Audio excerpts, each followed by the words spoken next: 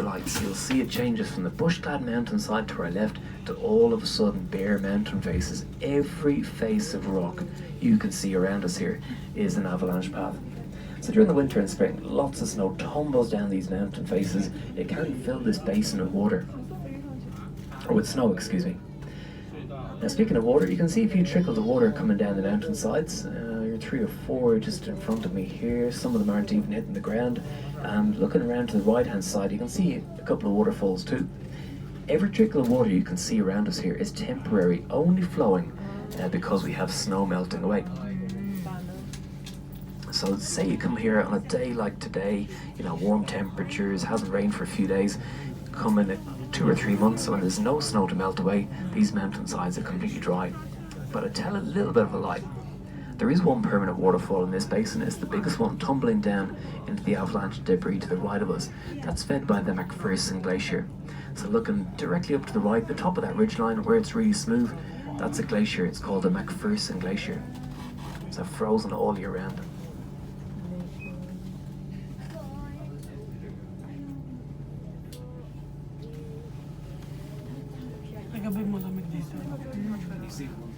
Yeah, I saw it. It's so beautiful.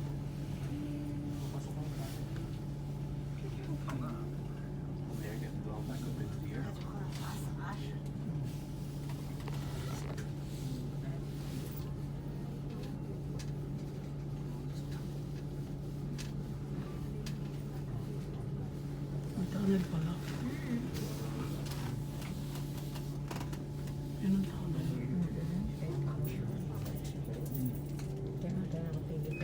Alright, good, there we go. The first of the vehicles coming down out of the tunnel. We're going to get the green light very shortly to head up ourselves. Now the mountain in front of us is called Mount Bell, 1,965 metres above sea level at its summit. And the good news is we're going to drive through it very shortly, through the Homer Tunnel. Now when they built the Homer Tunnel, originally there was a big avalanche-proof portal, a big concrete shelter structure extending out to where those orange signs are. And the reason it was built there was to protect traffic from snow avalanche as a way to enter the Homer Tunnel. But as we climb up towards the tunnel, if you're on the right hand side, I'll tell you to have a look down. You'll see sticking up out of the ground, twisted reinforcing iron and busted concrete. The avalanche-proof portal that was built wasn't avalanche-proof. It was blasted away. Righto, we're going to get the green lights here. Mr. Hilux is in gear.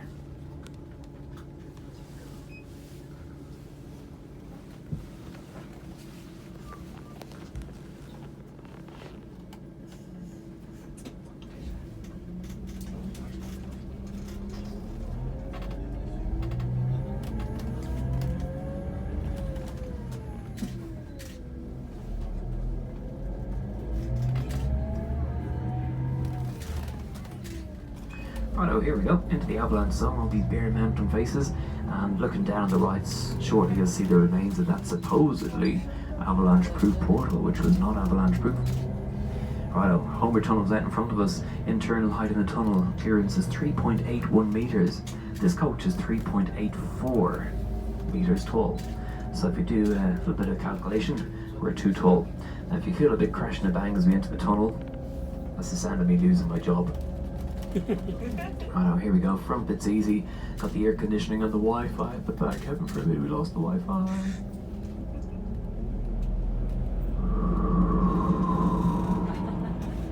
I'm only kidding, by the way. We're 3.79 metres tall. 2 centimetres to play with. Kia ora, welcome to the Homer Tunnel. So right now, 940 metres above sea level, the highest point of Milford Highway. This is the highest point of our adventure day. And the front of the coach just dropping down, beginning our descent. As we roll through here, we're going to lose 120 vertical metres of altitude. So popping into the Clydach Valley at 820 metres above sea level. Now the tunnel, it is 1.27 kilometres long, 2/3 of a mile. Takes about, usually about 3 minutes to roll on through here. It's quite steep. It's got a gradient of 1 in 10. So steep drop to Milford Sound, steep climb after the cruise this afternoon.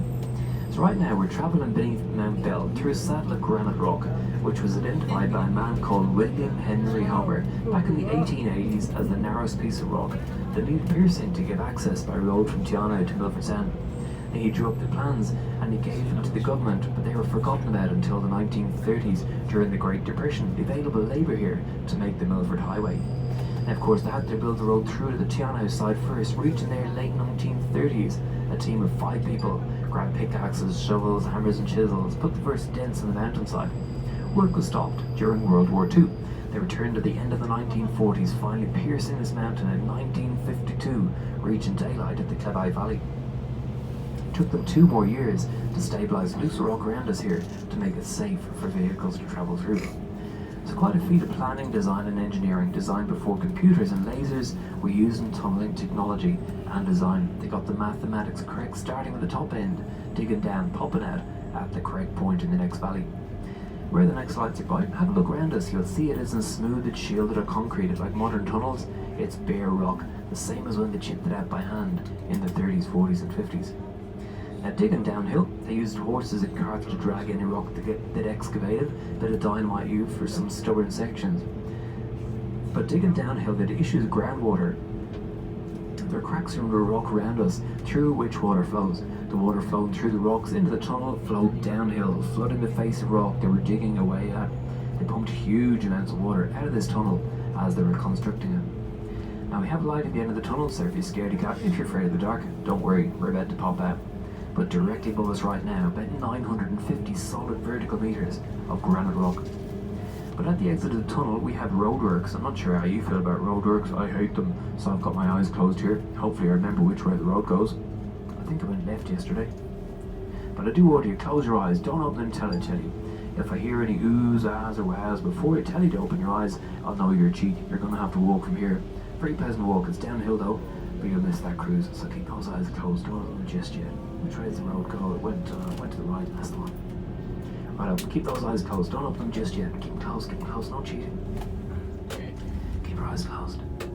Roadworks, right, keep those eyes closed. Right, twist your neck to your left, open your eyes, kia ora. Welcome to the Clebai Valley. Such a stunning valley, very steep U-shaped valley, typical of one carved out by a glacier. Now this valley leads us all the way down to Milford Sound.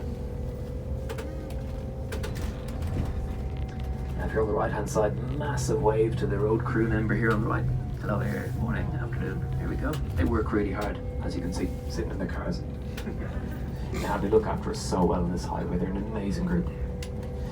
Now, so at the exit of the tunnel, 820 metres above sea level, we're going to drop every single one of those metres between here and Milford Sound.